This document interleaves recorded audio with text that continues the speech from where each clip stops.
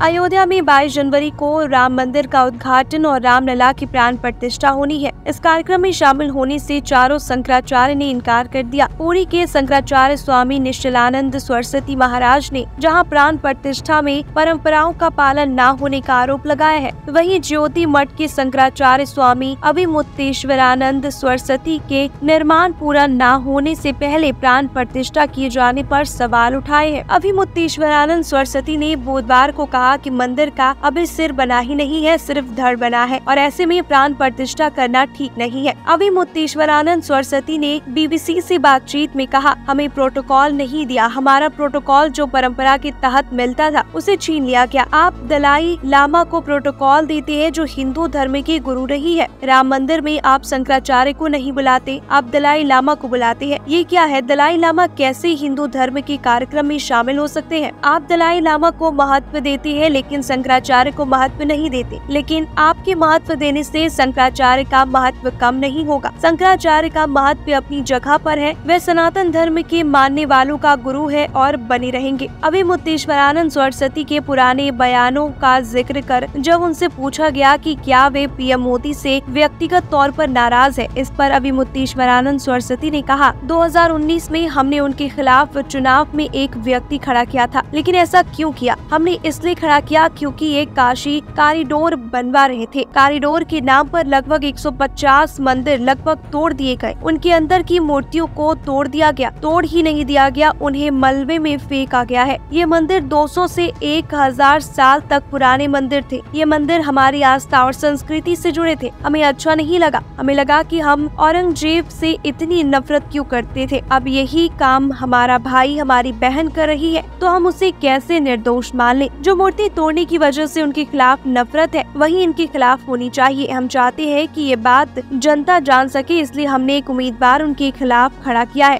लेकिन उसके नामांकन को बिना गलती के खारिज कर दिया गया। शंकराचार्य अभिमुक्तेश्वरानंद ने कहा, अब क्या हो रहा है? वे वेद शास्त्रों को नहीं मान रहे, गुरुओं को नहीं माना जा रहा है, हमारा नेता ही सब कुछ है। ये भावना भरकर हिंदुओं को पटरी से उतारा जा रहा है। अब इसका घाटा क्या है? अगर हम राजा को प्रतीक मान ले तो राजा के साथ हर समय युद्ध होता ही रहता है, उसके शत्रु होते ही है। अगर किसी समय किसी वजह से राजा पराजित हो जाता है तो हिंदू कहा जाएगा, हिंदू तो पराजित हो जाएगा। इसलिए हमारे पूर्वजों ने यही तरीका अपनाया था कि हम खुद को राजा में समाहित नहीं करेंगे। राजा भी हमारा अंग है, लेकिन हम अपने जीवन में धर्म को उतारेंगे। इसलिए हम ये चाहते हैं कि जो पद्धति बन गई है कि नेता को सर्कुलर को माने वह हिंदू है, ये सही नहीं है।